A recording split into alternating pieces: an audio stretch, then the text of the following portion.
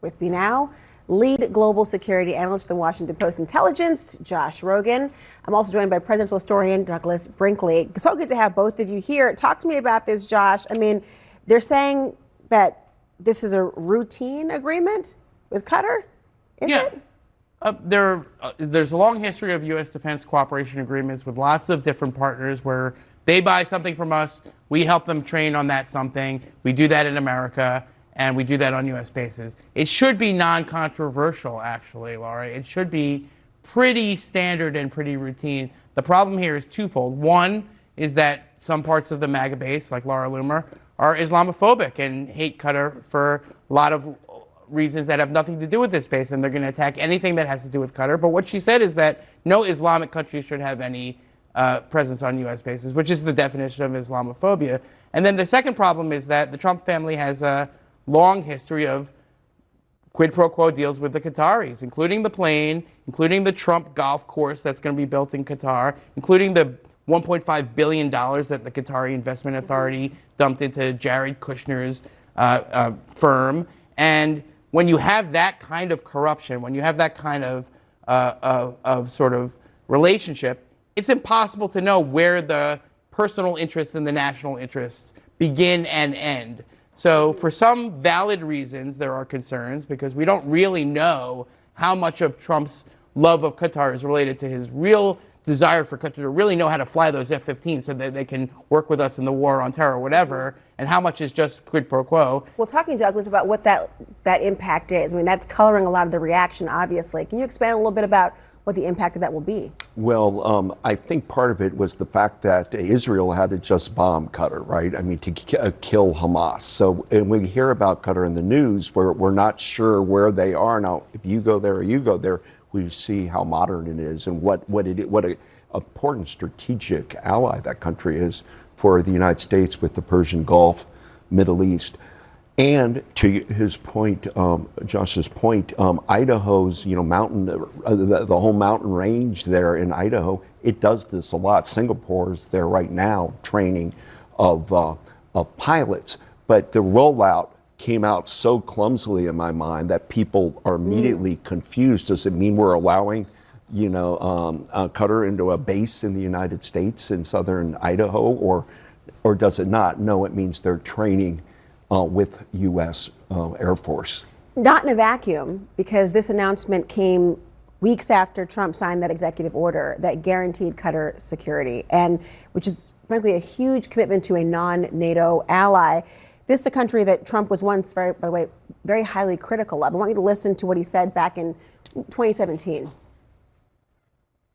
The nation of Qatar, unfortunately, has historically been a funder of terrorism at a very high level. The time had come to call on Qatar to end its funding. They have to end that funding and its extremist ideology. Quite the different tone now. Right. I mean, this was a time when Saudi Arabia and Qatar were at loggerheads, and Trump was siding with Saudi Arabia. And then the Qataris bailed Jared Kushner out of a very failed investment in 666, one of the buildings that he had that was falling under. And all of a sudden, Qatar was in the good graces of the Trump White House after that. And I can't prove that there was a quid pro quo there, but everybody knows that they paid into the system, and then all of a sudden they're in Trump's good graces. So there is a level of, pay for play there that it's pretty obvious. Everyone can see it. At the same time, sometimes that leads Trump to make decisions that are also happen to be accidentally good. And the fact is that we have a huge base in Qatar. They play a role in dealing with a lot of these organizations like Hamas and the Taliban that America can't deal with directly, but we need somebody to do that, because otherwise we wouldn't have the deal that we had today. So I'm not saying Qatar is perfect. I'm not saying that any of our partners or allies are perfect.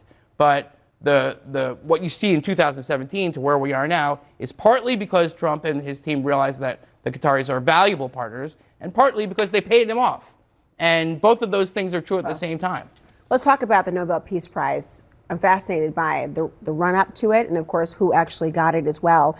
It went to the Venezuelan opposition leader, Maria Corina Machado, and she dedicated the prize to Trump. Listen to how he described their phone call earlier. Doug?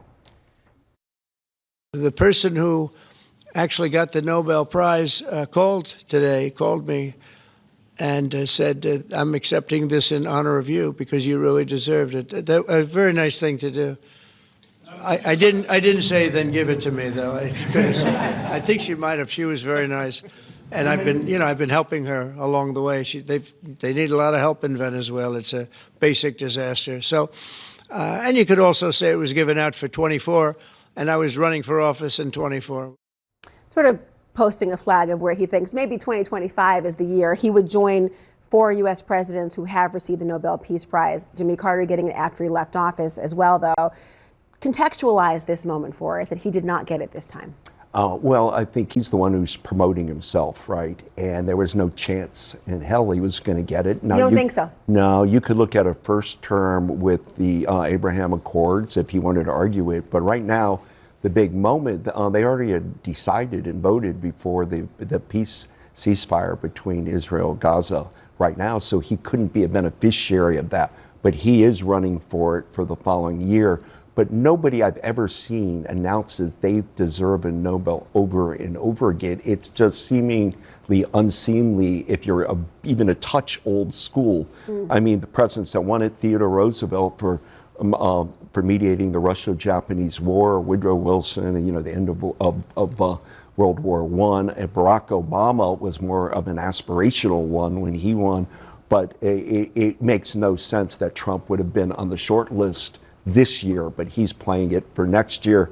And Ms. Mikado did a smart job of flattering him to keep U.S.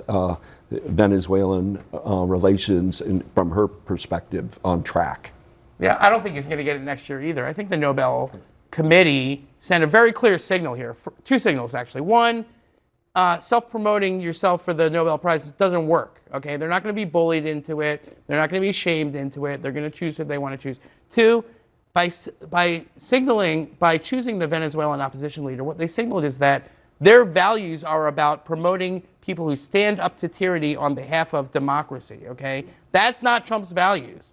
No matter what he wants to say about him making 8 peace deals, which he didn't actually even make, he does not believe that democracy and freedom and human rights promotion are the things that he wants to be about or that America should be about. He's on the other side. And even in Venezuela, he's had a very mixed policy, okay? He's engaging with Maduro, and he's killing fishermen and drug dealers. But none of that has anything to do with democratic aspirations for the people of Venezuela. So the Nobel Committee is saying, we support people who are struggling for freedom and democracy and human rights against dictators. That's not Trump. So even next year, Trump's not going to be in line for that. That's my prediction. Doug, quickly on this point, the fact that he's not a part of this exclusive club in the role of history, how does this impact his ability to be a leader of the so-called free world? Well, look, very few presidents win the Nobel, and you do for a really big or extraordinary reason. And they make mistakes in our history, too. Henry Kissinger got a Nobel for his negotiation during the Vietnam peace that, people now say was a mistake. But there was no way in hell Donald Trump is going to get a Nobel Prize for doing what?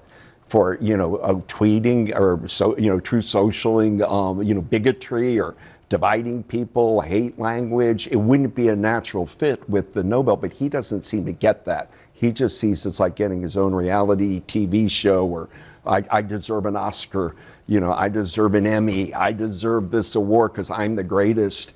But they're a lot smarter than that in Norway. Well, others are touting it. Netanyahu just posting it yesterday, the other day about this very issue. I wonder what will happen in the future. Josh, Doug, thank you both.